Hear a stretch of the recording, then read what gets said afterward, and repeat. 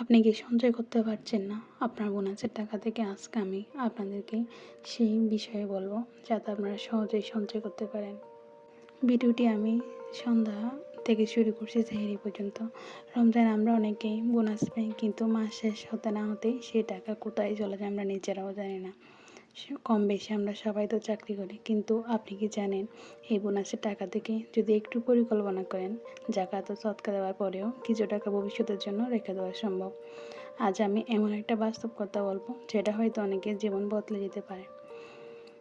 রমজান মাসে অনেক চাকরিজীবী মানুষ বোনাস পায়, কিন্তু বেশিরভাগ সময় কী হয়, বাজার করা, ঈদের কাপড়, ঘোরাঘুরি ও প্রয়োজনীয় খরচ থাকতে থাকতে পুরো বোনাস শেষ হয়ে যায়।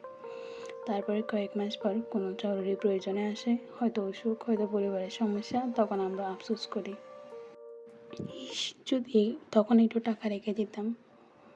আমরা আসলে মুসলমান, তাই আমাদের দায়িত্ব জাকাত ও সদকা দেওয়া। এটা কিন্তু মুসলমানদের জন্য সবার জন্য অনেক ভালো। রমজান মাসে সদকা ও জাকাত দিলে টাকা আরও দ্বিগুণ হয়ে যায়, টাকায় বরকত হয়ে যায়। মাশাল্লাহ, সাহায্য করি রমজান মাসে অনেক গরিব মানুষকে। এটা খুব ভালো কাজ, কিন্তু একটা বিষয় মনে রাখা দরকার, ইসলাম আমাদের অপচয় করতে বলেনি, বরং ভবিষ্যতের কথা ভেবে চলতে শিখিয়েছে। তাই যদি আমরা বোনাসের টাকা থেকে কিছু জাকাত ও সদকা দিই, কিছু পরিবারের জন্য খরচ করি, ব্যবহার করি, আর কিছু জমিয়ে রাখি, তাহলে সেটা ভবিষ্যতের জন্য অনেক বড় কাজে আসতে পারে।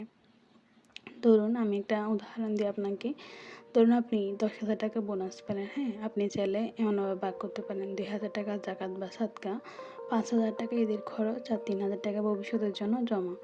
এখন হয়তো 3,000 টাকা ছোট মনে হচ্ছে, কিন্তু প্রতি বছর যদি এমন করেন, কয়েক বছরের মধ্যে একটা ভালো সঞ্চয় হয়ে যাবে, যা আপনার বিপদের সময় অনেক সাহায্য করবে।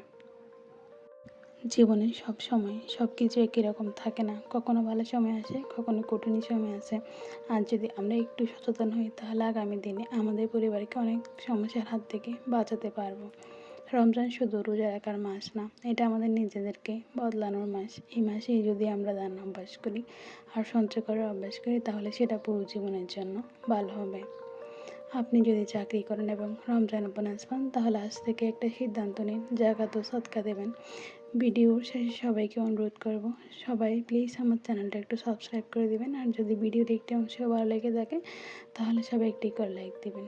আসলে আপনারা লাইক দিলে আমি ভিডিও বানানোর জন্য আরও মোটিভেট হই। আর আপনাদের কোনো বিষয় যদি জানতে ইচ্ছা হয়, তাহলে আমাকে কমেন্ট করে প্লিজ জানাবেন।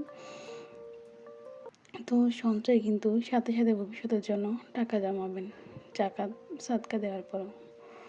তো ভিডিও ভালো লাগলে লাইক দিন, শেয়ার করুন। এমন একটা বাস্তব জীবনে ভিডিও পেতে আমার চ্যানেলটি সাবস্ক্রাইব করুন। আল্লাহ আমাদের সবাইকে হালালভাবে উপার্জন করার এবং সঠিকভাবে ব্যবহার করার তৌফিক দান করুন। আসসালামু আলাইকুম। আজকের ব্লগে এইটুকুই। সবাই আমার জন্য দোয়া করবেন। আল্লাহ হাফেজ।